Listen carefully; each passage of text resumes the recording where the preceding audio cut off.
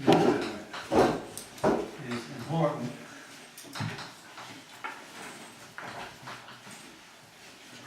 And to study and understand.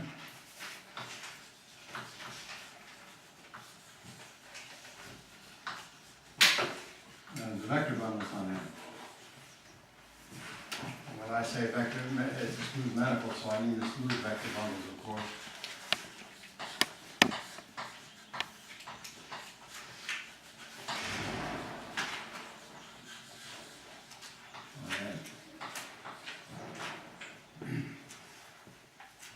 The first examples that we've discussed already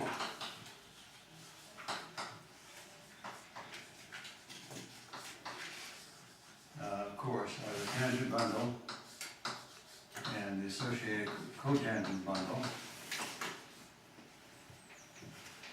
and the bundle of bilinear forms. I call it Bilin of the tangent bundle. That's a horrible notation, but let's live with it for now. So we have the smooth structure of these bundles. It's simply given by frames.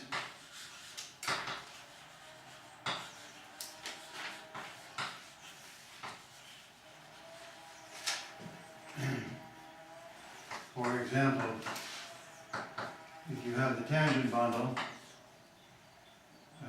then you look at the tangent bundle on an open coordinate neighborhood.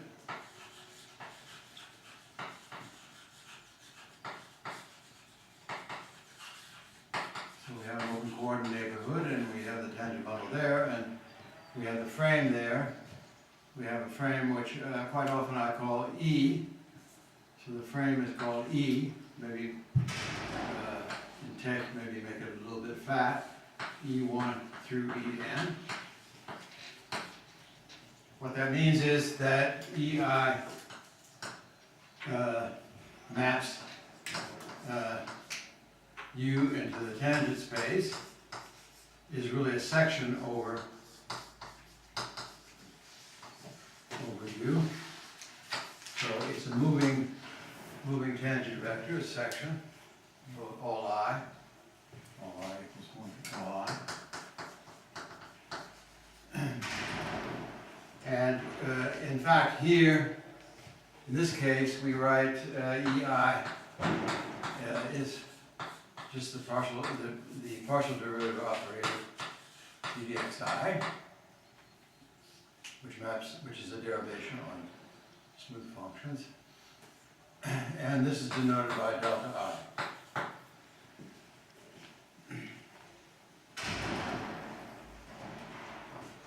So that is a frame, and that gives you the smooth section. So locally, a smooth section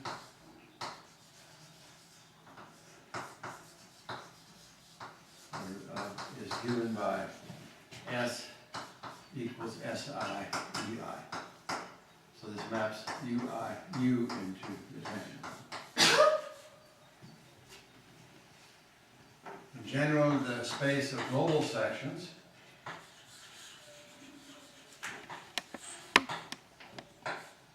gamma, I'll try not to make a mistake now. Okay. The sections over the base of the vector bundle E. Yeah. The space of global sections. Of global sections.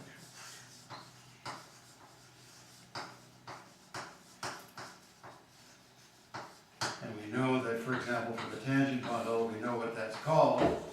We know the global sections very well. A global section here is a vector field. This is all review. So that's one important bundle, and another important bundle is the cotangent bundle. And you take the dual frame, and the dual frame is given by, maybe by f. I use f for function, f1 through fn. And the fi's are just dxi's, the dual bases at each point. So we don't have to do any more thinking, because once we start with a tangent bundle, we just take the dual bundle and dual frame, the dual. So locally omega, one form, is a linear combination. It's a section of the cotangent bundle. And locally, the one form is just a linear combination over the functions fi and dxi. What's clear here is that in general, you can always multiply by a function. So in general, you can always multiply by a C-infinity function. This thing, the space of sections, over a base, a smooth manifold of a vector bundle E. Maybe let me emphasize, we're always dealing here in this class, but I'll write it here once. C-infinity sections is a module in a natural way over the ring. So if we call this thing modular, well, I will call it a modular, over the ring. So these words in algebra I've talked about, ring of C-infinity functions.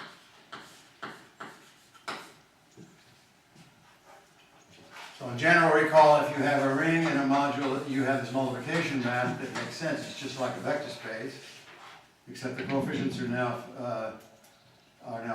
functions in our case, but or anything in general. So this is the module structure of this thing.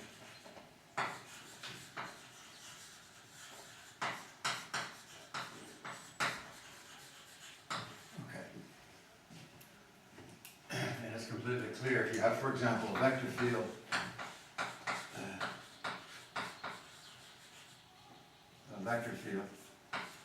on M, and f a function. So this is the basic example that we thought about. Then you could multiply the function times the vector field, and it's still a vector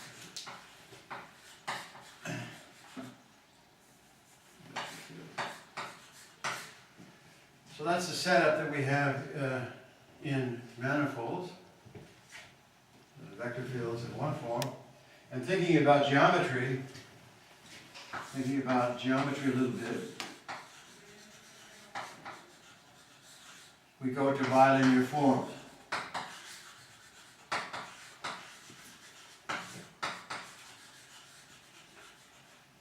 First of all, on a vector space,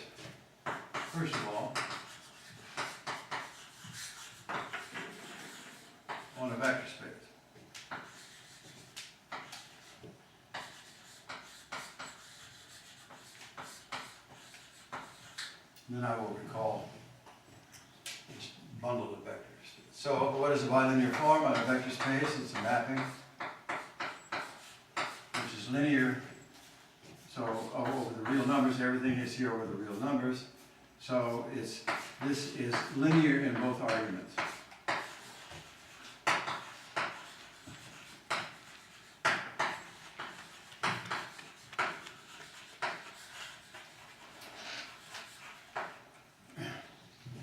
You tell your little sister or brother at home about this course, you say, well, the first thing we looked at was if you have a vector AB and a vector CD, and this is the vector V, and this is maybe U, and this is the vector V, then the standard bilinear form on R2 of UV, you know what we usually use, is AC plus BD.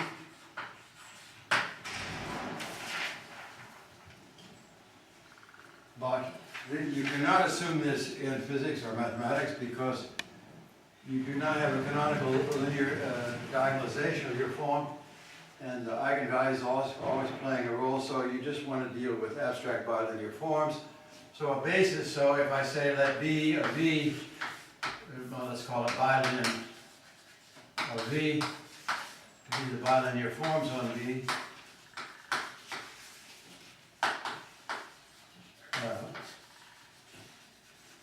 On B, and I take one of these guys, and I want to understand it, then we want to express this in a basis.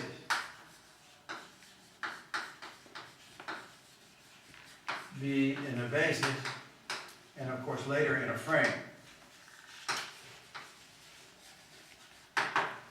So you want to know what to do, and I just want to remind you what to do.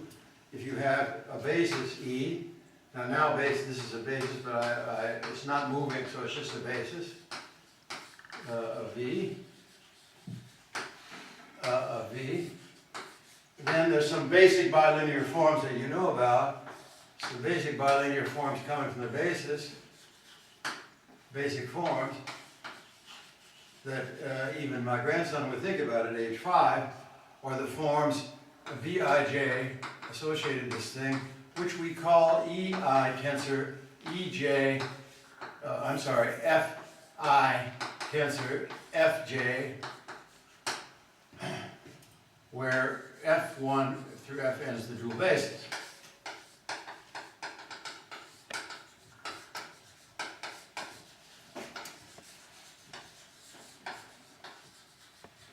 Now I know you don't have that much experience with tensors, right? You have some, but not that much. But this is just notation. This is just notation. This doesn't mean anything. Right now it's just notation. So what it means is that Vi, so if you have a vector U, which is Xi Ei, and V, which is Yi Ei in this basis, then B of this vector UV, of these pairs, well, it's B of the sum, Xi, well, I should write two different things here, J, Xi, Ei, Yj, Ej, and it's bilinear. So it's Xi, Yj times B of Ei, and Ej.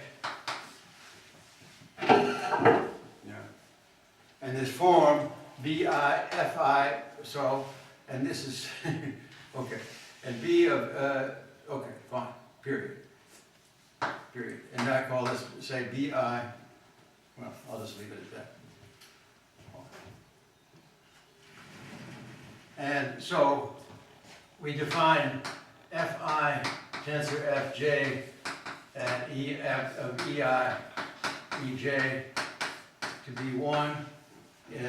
Well, let's say K and L is, well, I don't know, delta I, J, K, L.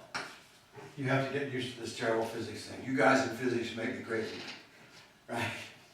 So this thing is only, it's 1 or 0, but it's 1 when you have I equal to K and J equal to L, right? So it's, right? Okay, no big deal, right? Just multiply. Yeah, so that means that is equal to that, and that equals to that, and that's the usual notation. So what you see is that Bij B is equal to B of Ei, some whatever B of Ei Ej is, times Fi Fj. And that's some number, whatever it is. Let's call it Bij Fi.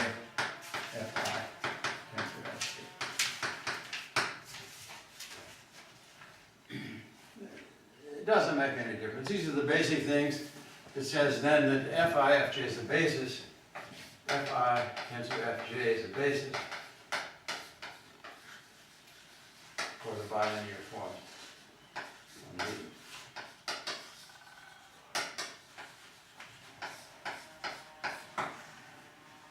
Okay. I know you don't like this notation, I don't like it either, but if you have a bilinear form, you have a basis, then you go to the dual basis, and you have these special bilinear forms which do almost nothing. They kill everything except if it's just right. They don't kill I, Ej, you get one there. There it is. Okay? Okay. Fine. So that says that if you have a frame for the tangent bundle,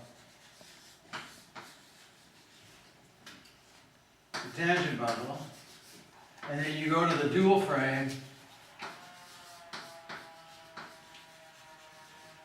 for the cotangent bundle, these things giving you the smooth structure, because these are giving you the smooth structure, then you go to the associated frame of tensors, whatever a tensor is, I don't care right now, frame Fi, Fj of the bilinear forms.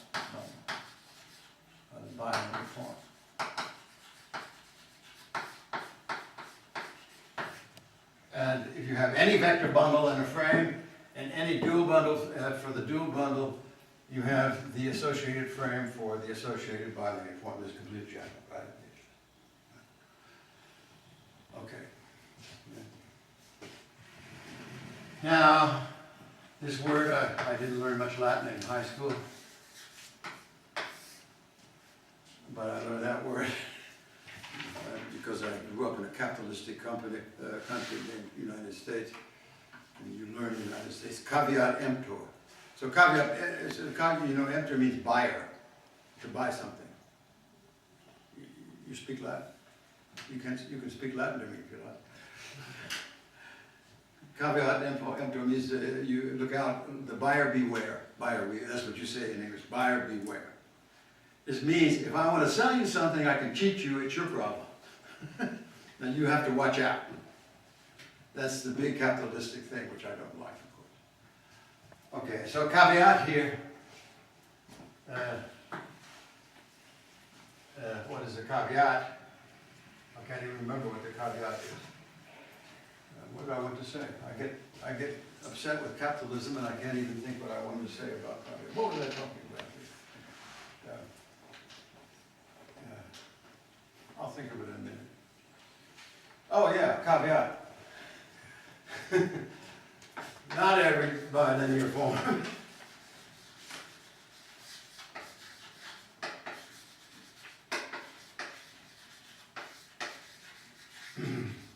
is non-degenerate.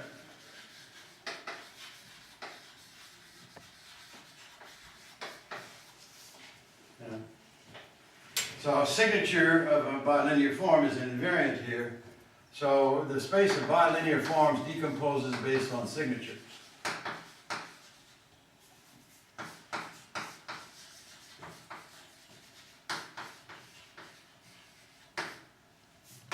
Based on signature.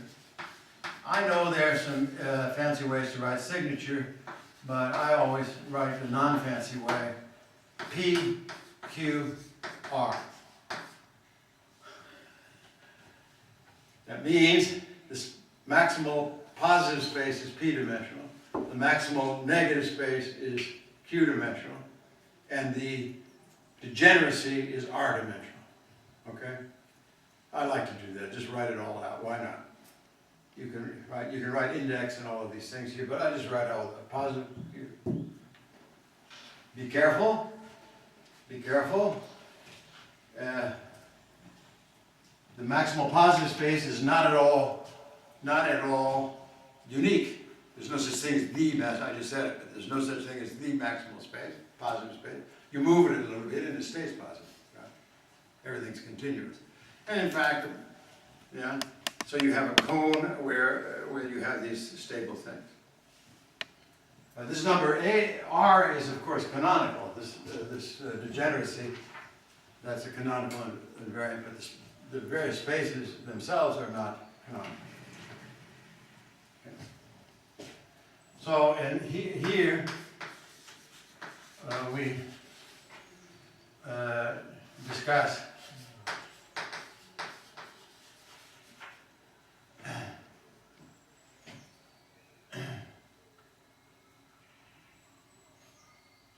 well, I can see that I've forgotten what I'm really discussing. So here we discuss symmetric bilinear forms.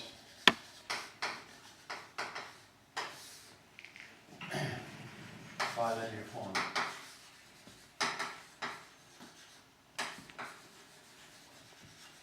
Where the signature makes sense. I'm sorry, you can discuss any bit of bilinear forms, but I'm discussing symmetric bilinear forms. So, right, this is completely clear. Right? So you understand what I mean by symmetric, of course. B of u v equals B of v u. Okay? So that is Riemannian type geometry. And here's another caveat.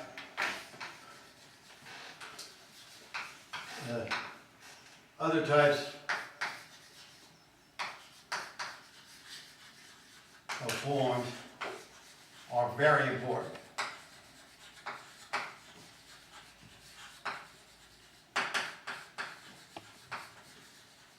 And the one I find most important is antisymmetric.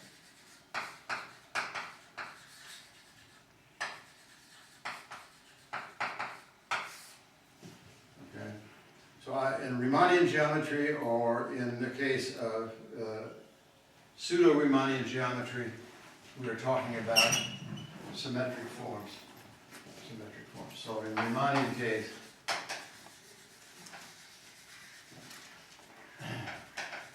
or pseudo-Riemannian case,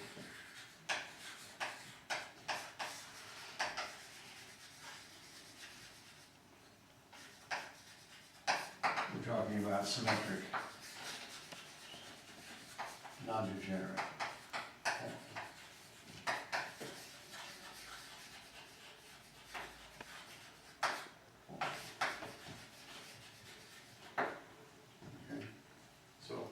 Now on, I really mean that when I say that, okay? Sometimes I forget to say it, but symmetric, not degenerate.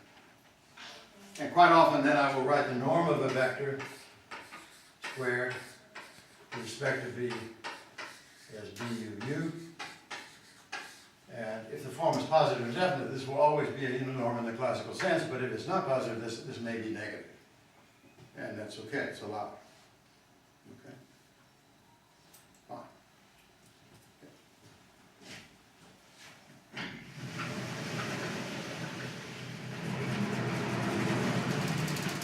Let me just make a remark to remind you of something.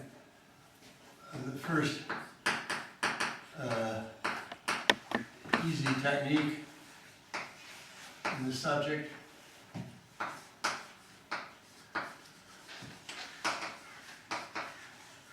is that we always use, and you never should forget, is Gram-Schmidt.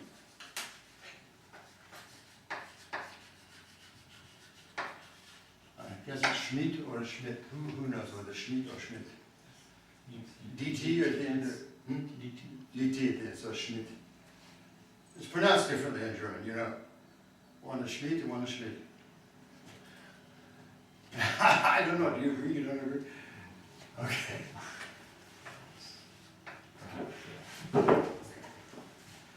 There's a very interesting mathematician at Harvard, a friend of mine named Wilfried Schmidt.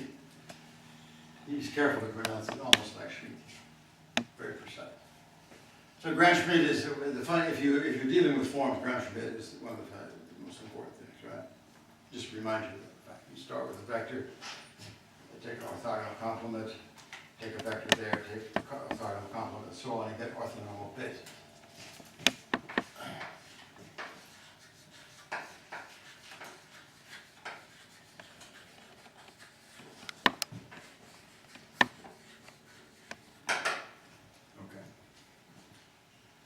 Fine, so then if you have a frame E, maybe even I take it of the tangent bundle, and frame of the tangent bundle.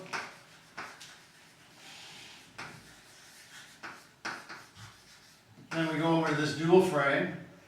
I don't know, call it that. Well, we know what it is, dx1 through dxn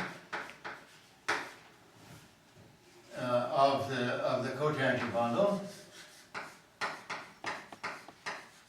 And then you go over to the frame dxi tensor dxj of the bundle of bilinear forms.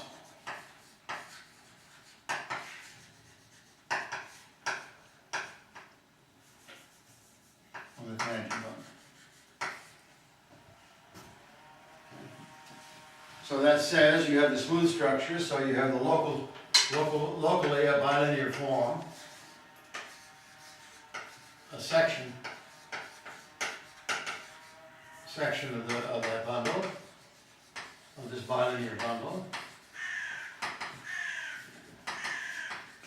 and this bilinear bundle, and a tangent bundle.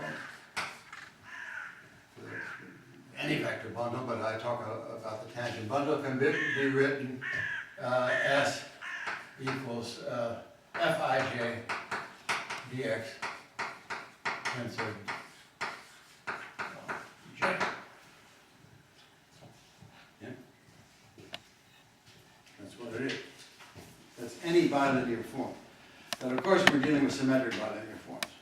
Right? So we introduce a notation, the classical notation for symmetric bilinear forms. So, symmetric bilinear forms, symmetric means basis is this, and this is the usual notation dxi dxj. So it's symmetric in general, it's just fi fj. When you see it in books, fi fj, that means the symmetric, without a tensor, it means the symmetric bilinear form fi fj. So in our case, dxi dxj. Okay? And what that is, it's the symmetrized form dxi dxj. It's the same thing as dxj dxy. And it's the average form dxi tensor dxj plus dxj dxi. Okay, that makes it symmetry. Okay. So when you see that, okay. So for example, what I used to do in high school, and what you see all the time, if the manifold is R2, I had to do this in high school all the time. I liked it very much, actually, fooling around with these forms, where the standard coordinates dx and y as the coordinates. Then it's globally, you have a global frame. So you have a global frame, the global frame is dx squared, dxy, dy squared is the global frame.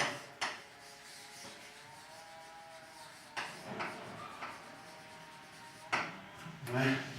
And the bilinear form then, and I'll dedicate it to Gauss, is dx squared, with a constant of course, a dx squared plus 2b dx dy plus c dy squared. We always write it that way, and of course that corresponds to the basis, in this basis of arbitrary forms, as a, b, b, c. Right, so it corresponds to the symmetric matrix a, b, b, c, right? And this is the form. So for the plane, these bilinear things, these global, here's a global frame. I mean, here they are. Here are all global, yes ma'am. Yeah. Does the number of elements in the frame have any meaning? Is it constant or? why do we have x and y, which is like two coordinates in the basis, and the dimension is 2, but then when you have the frame, you have 3 elements. Is it? If it for R, what do you mean you have 3 elements? For R2 I only need 2. Why do you say that? Yes, so why is it the x squared, the x dy, and dy squared, so that's 3, right? Yeah, that's corresponding to the fact that the space of bilinear forms in 2 dimensions is 3-dimensional. So the space of the Because it's the symmetric matrices.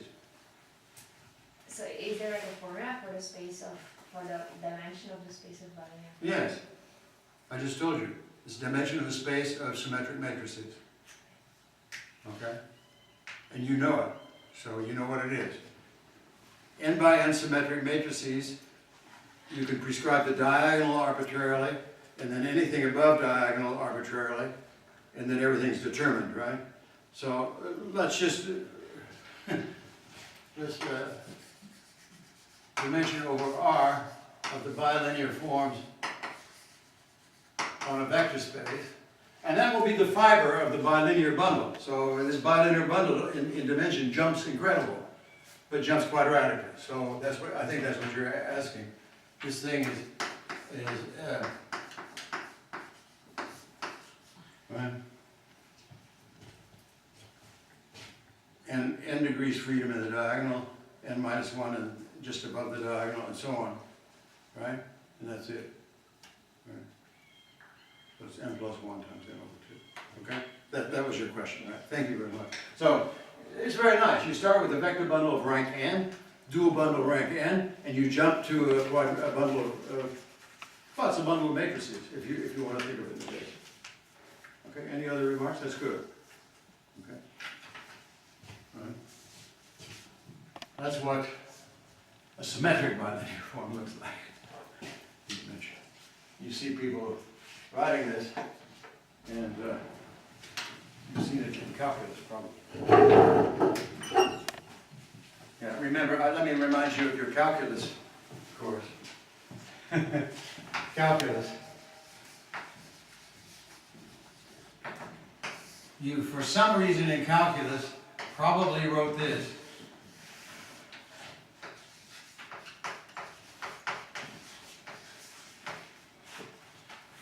Right? And that means, what you see, what this thing means here, if you apply it to a vector, g of uu is the norm squared of this vector with respect to g. Okay, that's the norm squared of the length of the vector. If you use this bilinear form on R2, this is, of course, the standard Euclidean geometry.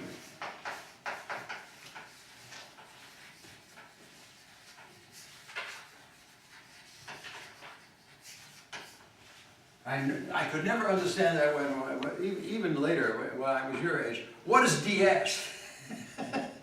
What is ds? It's that.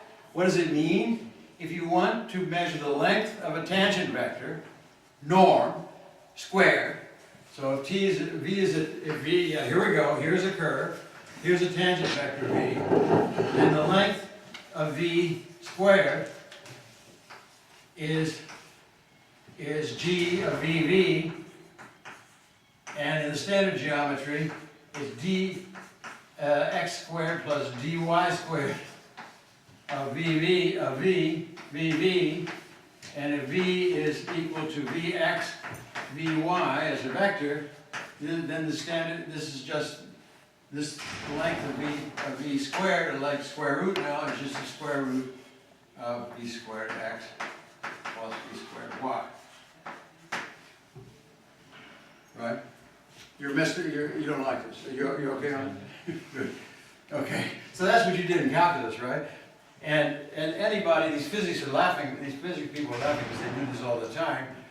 But remember, you compute the length of a curve gamma as integral from the beginning, say at 0 to 1, is parameterized by time from 0 to 1 and with velocity of x, so gamma is equal to x of t, y of t, gamma of t is equal to x of t, y of t. And then you have to find the length of it. Okay, so we just add up the lengths of the tangent vector. You did this in calculus. It's x dot squared, that's the tangent vector, t times t, plus y dot squared times t dt. Your teacher in calculus told you to do that in high school, right? You add up the lengths of the tangent vector. You're adding up with the bilinear form, which is not moving, it's constant. That's the advantage you have here. It's a constant bilinear form, constant geometry, constant Euclidean geometry. You find the length of this thing as well. Okay? So it's a little bit of a hint at what we're interested in, but I never understood it. What the heck is ds? I don't know what the heck the square root of a bilinear form is. I really don't know. But I know what the bilinear form means. So it just means, its square root just means this, right? It means you're computing. It means you're computing the middle. Okay, so that's the thing. And we have then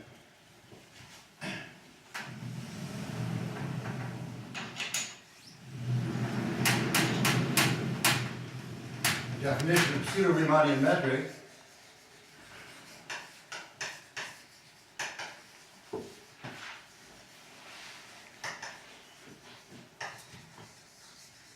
On M is the section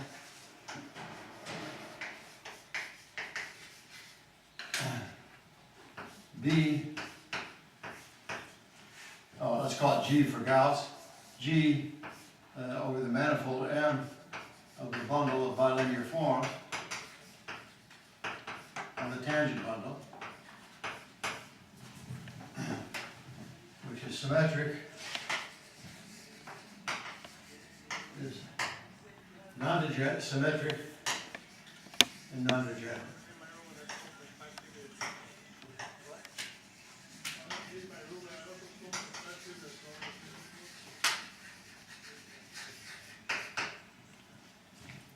The word pseudo, maybe I should not use in this context, but let me just say, I will use it very, if it's positive definite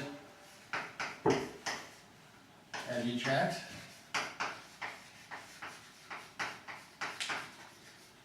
and of course it's enough to have it at one act, because it's never degenerate, then G. Then G is called a Riemannian metric.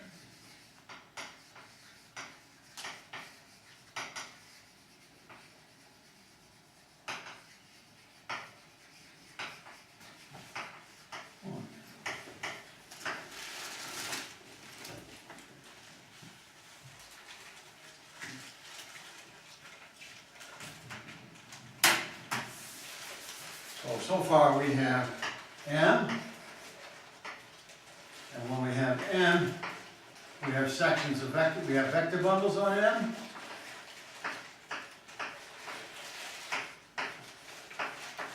Certain important vector bundles. We have sections of these vector bundles.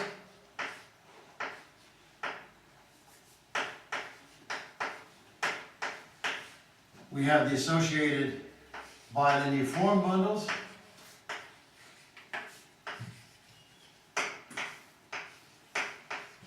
And we have sections of the bilinear form bundles.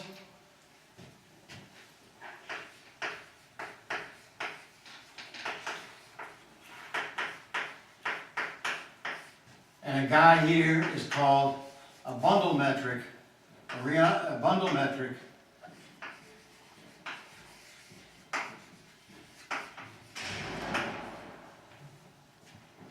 on the bundle.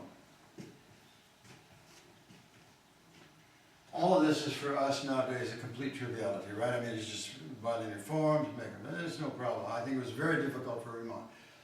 Okay? So you have bundles and you have bundle metrics, and these are the fundamental things at first in this subject. So that's a sort of a formal introduction to my lecture today. Are there any remarks?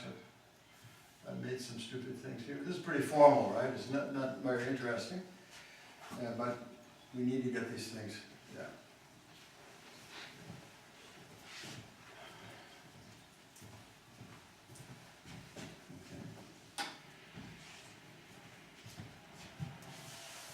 I've tried to indicate in these lectures so far, and I think maybe I've exaggerated. I apologize. My usual problem, I exaggerate. My wife tells me this all the time. But the key, for me, the key first idea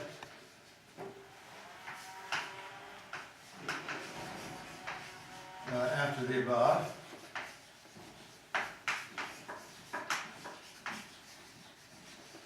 is that of a connection.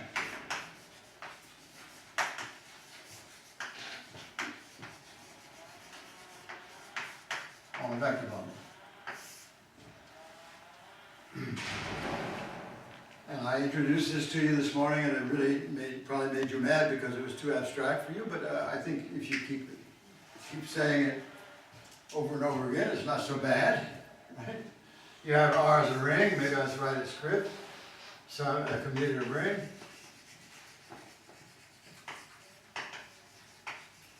And when you write that, you just say, think about functions.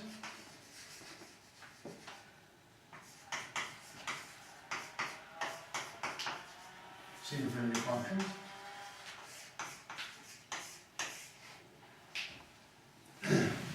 And M is an R module.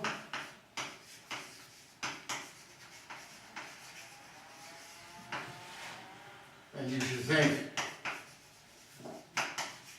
about sections in a vector bundle.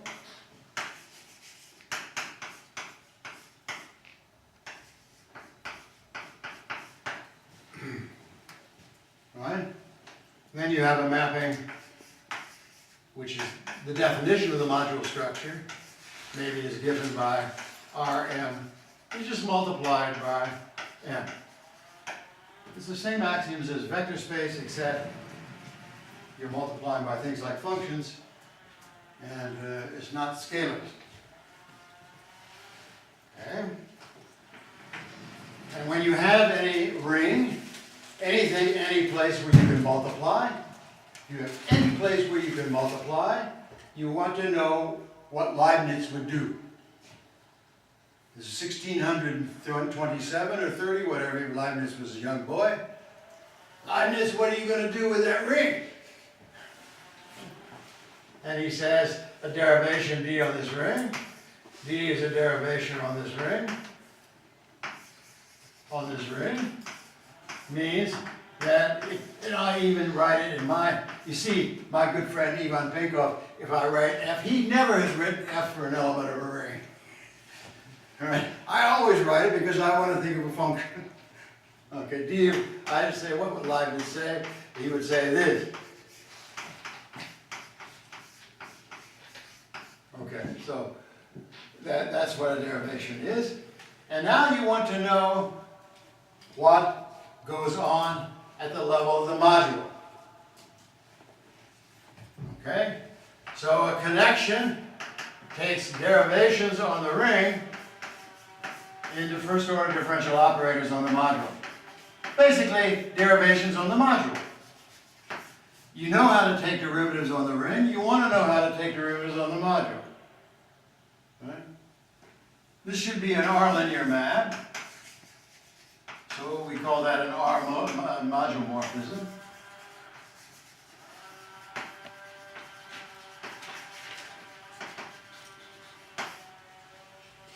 Yeah? And the statement is, if you map over an element of the derivations and apply it to a function times an element of the module, then it's just the function derived, a function times the derived element of the module, plus the derived function, which you already know, times the module element. This is the appropriate Leibniz rule in here. Okay. That's what a connection is. That's all a connection is. Okay.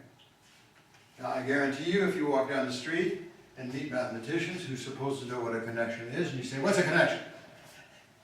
They will not be able to define it. Right? This is the only definition. It's an association which is compatible with the module structure to a vector field, for example, to a differential operator, first order. What else do you want? Okay. So that's a connection. And C of the vector bundle over the manifold is the space of all connections on.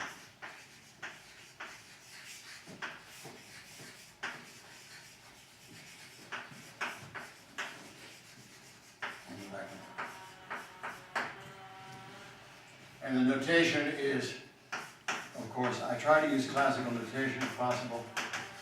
It's, you take, so X is mapped over to this differential operator, which we call nabla of X. So instead we don't write nabla of X, we write nabla sub X. I don't know who introduced that notation. You use it in physics also, right? Always downstairs, or not? We don't write the vector field. Huh? We don't write the vector field. They don't even write the vector field. What do you write? There's nothing, so the vector field may taken out. Well, they're fantastic. They understand so much they don't need to write anything. So it's fantastic. That's wonderful. And it is true, the physics notation is usually very rigorous.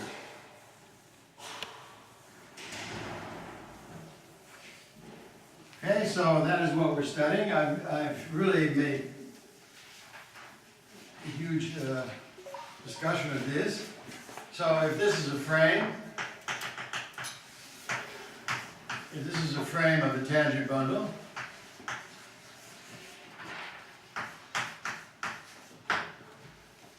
then all you need to know is what the connection does on the frame. And so you say, what does the connection do on the frame? Well, it differentiates vector fields, so it differentiates vector fields. And the answer to it is a vector field, and every vector field is a linear combination of the frame elements. So this is the definition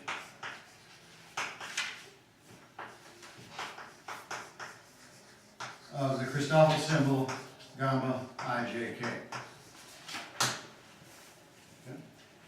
That's the definition of the Christoffel symbol.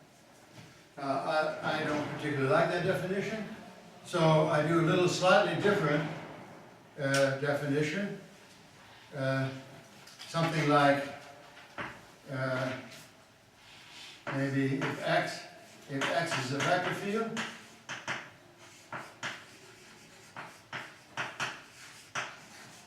and then nabla X, well, I need to know what nabla X does to delta, that should be to del I, and this is a linear combination applied to X. This is a linear function applied to X, delta J.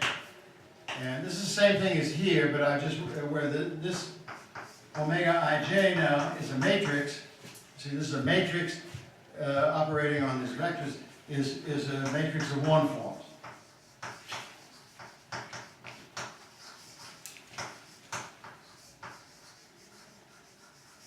It's exactly the same thing as the Christoffel business, except I use one forms here. So, and it's quite often used nowadays in mathematics. So, this is called the connection matrix.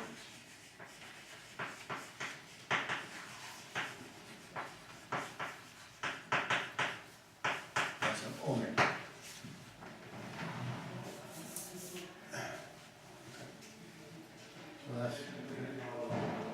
So I've spent close to 40 minutes reviewing, but I don't object to it. And one major goal of this that I think Bremen understood very well is a new notion for us, which is called parallel transform.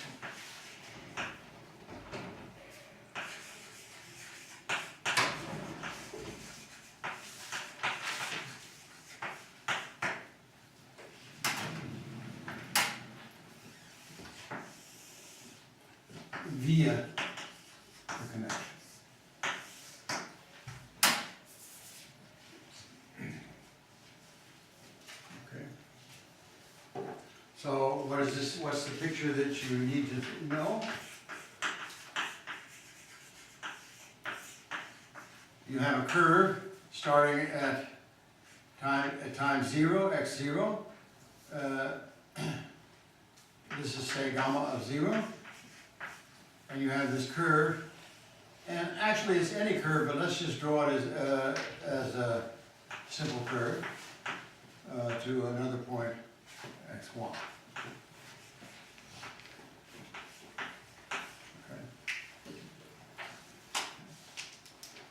And you want to know what it means to start out with a vector here, which I will call y, and transport it along this curve, parallel along this curve, what it means to be parallel along this curve, and end up with a vector here. Well, at any time t, you get a vector field along this curve, which we will call parallel transport from 0 to time t by the curve gamma of the vector y. You hate me for this notation? Yeah? I start with a vector at the base point. There will be a way of transporting it parallel along this curve. And a vector is an element of the fiber of the bundle at the base point, whatever the bundle is. It's a vector here. I transport it parallel with respect to this connection along this curve, and at time t, I get this thing, and what I end up with is a vector field along the curve, which is parallel at all points. You understand the words anyway. Right? Yes? I have one question, but it's related about the connection matrix. You're not loud enough for me. What? How does one determine the connection matrix? Like, is it some abstract thing, or is it something that you can determine? Something? Okay. Well, what is You're back in the first. That's I don't object. You don't. Yes. I explained to you something called a connection.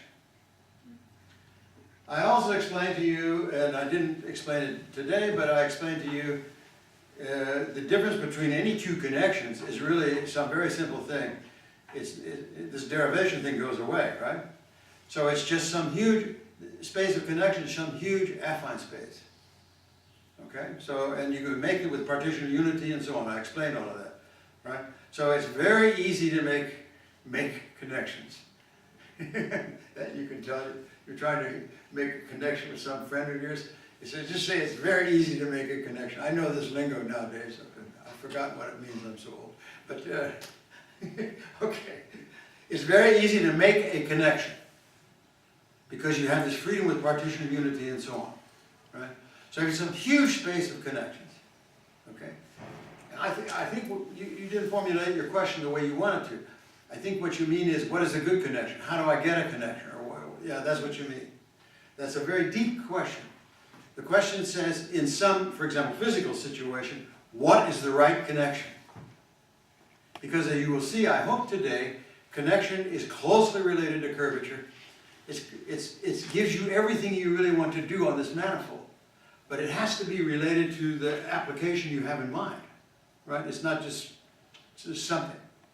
So right now, it's a very, I'm happy about your remark, but it's a very weak thing, because I'm just saying, just take any connection, and there it is, and I use it. So I just made this statement about parallel transport along a curve of a vector using the connection. And I should not say using the connection, because there's no such thing. I should say using a connection. Right? Some connection. Okay? You're cool with it, right? Okay, good. So whatever that means, then we want to understand what it means.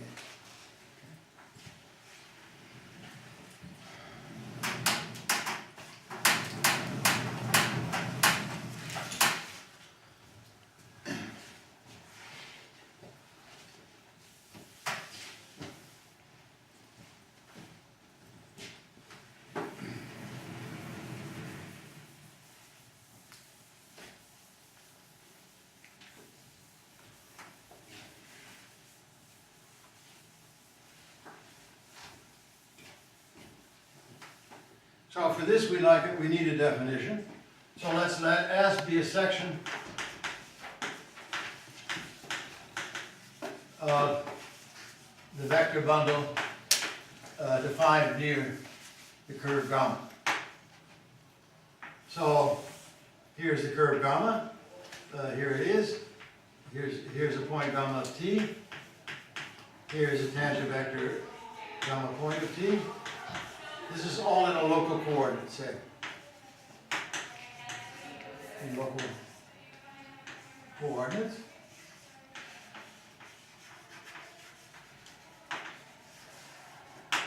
Okay, so we have a section, and now a section, you have a section here, section at gamma of 0. Maybe we call this S sub 0, and here is maybe right here, section at gamma of t,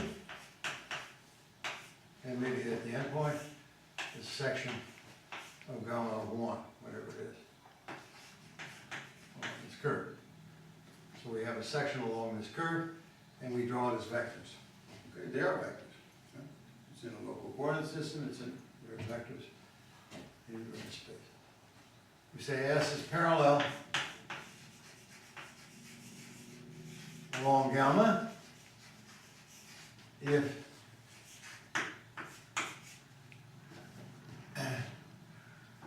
the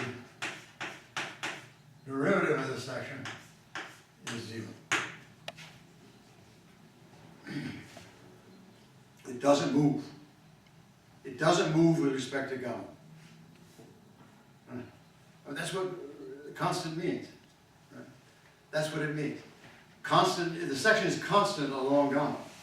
It doesn't move. It means its derivative is 0. What in the devil does it mean its derivative is 0? That is not abstractly defined, because don't forget we're talking about its derivative here, here, here, here, here, here, here, here, here,